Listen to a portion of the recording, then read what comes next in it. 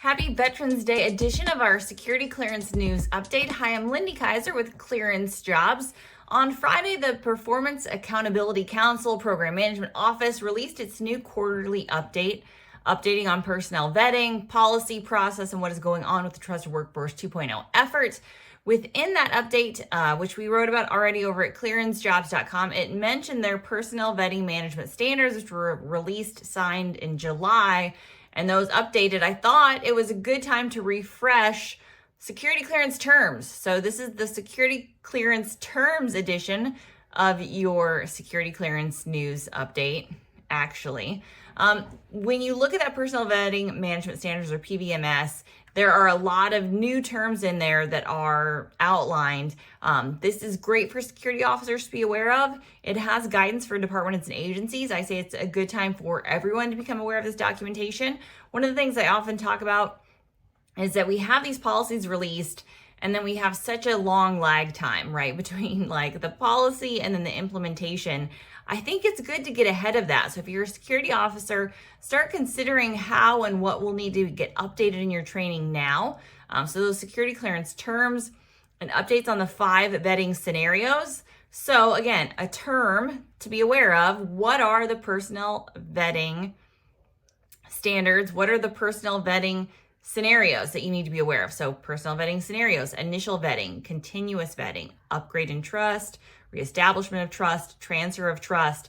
Understanding those vetting scenarios will be key. It also includes guidance on self-reporting related to the different tiers. So as we reduce from 5 to 3 tiers, this is going to be confusing.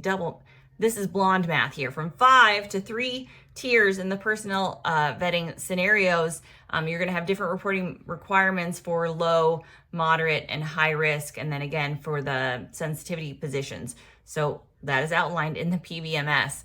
So self-reporting, another security clearance term to use and to be aware of, also outlines continuous vetting and has guidance there. Again, check out that policy document and also the appendices, because there's information that can help security programs. I still see security programs talking about continuous evaluation, even though continuous vetting is the actual scenario that's addressed. So again, if you're a security officer, if you manage a security program, if you simply are a clearance holder who's a geek like me and wants to be aware of the terms, check out the PVMS, check out our reporting over at Clearance Jobs. We'll probably do a few updates, kind of unpacking again some of the policy updates that we see in there and why they matter for security clearance holders, applicants, security officers, and why departments and agencies should get ahead of the game, be aware of these policies as they continue to roll out. And again, check out the PAC PMO, Trusted Workforce Performance website, because they also have that quarterly update published there.